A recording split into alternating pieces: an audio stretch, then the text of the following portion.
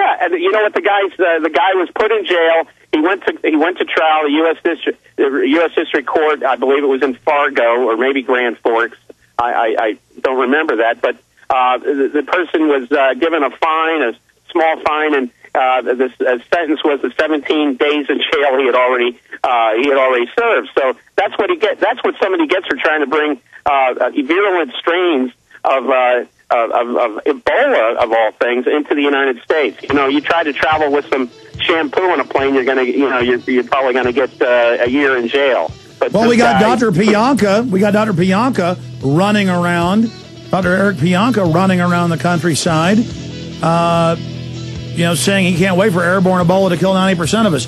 Wayne Madsen, let's finish up with this and then get into the white supremacists in the U.S. government. That story you were telling about behind the scenes has now come out in mainstream news. I got something that okay, let's go right back to Wayne Madsen. Wayne, anything else on this flu situation? I would just say that watch for this thing now to the mutations to be reported. We've got some initial reports from Brazil. The German scientists have looked at it. They're claiming it's undergoing mutation, rapid mutation.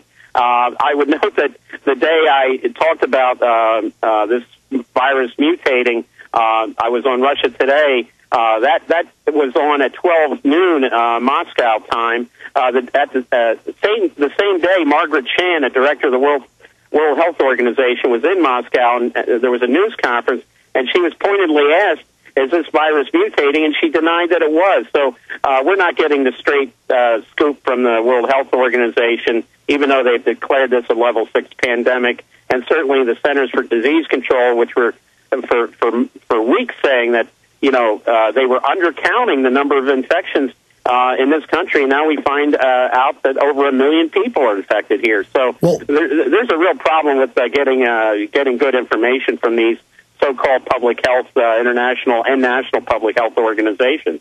Well, Wayne, that was the question I wanted to ask you.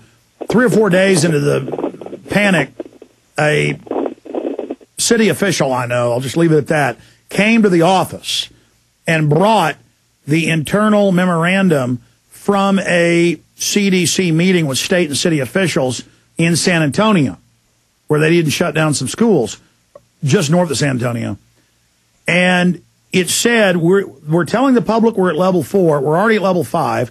In 90 hours, 92 hours, or is it 96? Point is, 90 plus hours, we're really going to level 6, but no one's going to be told. And I went on air and posted, the document, and people didn't believe me. And then later it came out, we're at level 6. We've been under it a while. So it's almost like they're drilling for when there really is a level 6 someday. It's like they're saying it's a level 6 in name only for worldwide pandemic. But, I have that document, and the document says there have been many more deaths and many more illnesses. And I kept getting that chatter from other state and federal people I know.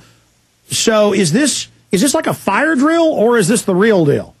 Well, we don't know how this thing's going to mutate. As a matter of fact, the news today it's in the mainstream media anyway that this may mutate into a more virulent strain. So we may not have seen the worst yet. The worst may be coming, but certainly we haven't seen. The health minister of India criticized this country for not screening people leaving the United States because we are the point of infection for many of these countries now that are experiencing their first cases, whether it's one individual. In the case of Nepal, was a family of 3 traveled from New York back there.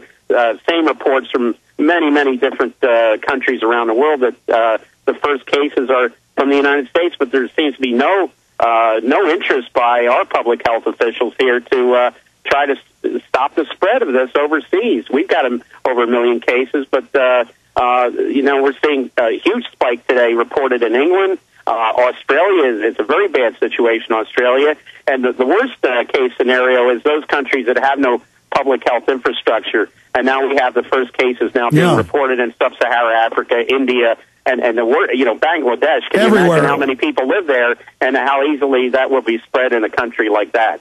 Why secretly have a level 6 months ago and then announce it a few weeks ago? What's your angle on that, or any of the intel people you know, any of the press people you talk to? What are they saying? Well, you would think that this would be very transparent. You know, a public health issue, why sit on information? That would be like sitting on weather reports. But the way they're dealing with this, we might as well be dealing with meetings at the Federal Reserve. A lot of this stuff is just being held very close.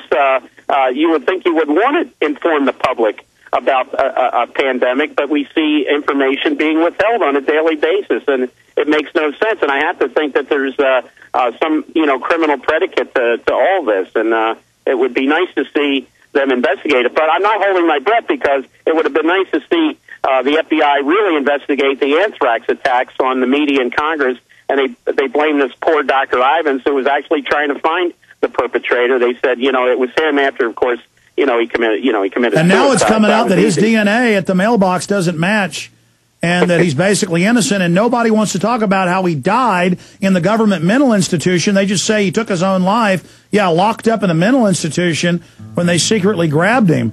Wayne, I know you're a busy guy. I have to go in a meeting. Do 5 more minutes on the racist angle, if you can, on the other side of this quick break. Can you do that?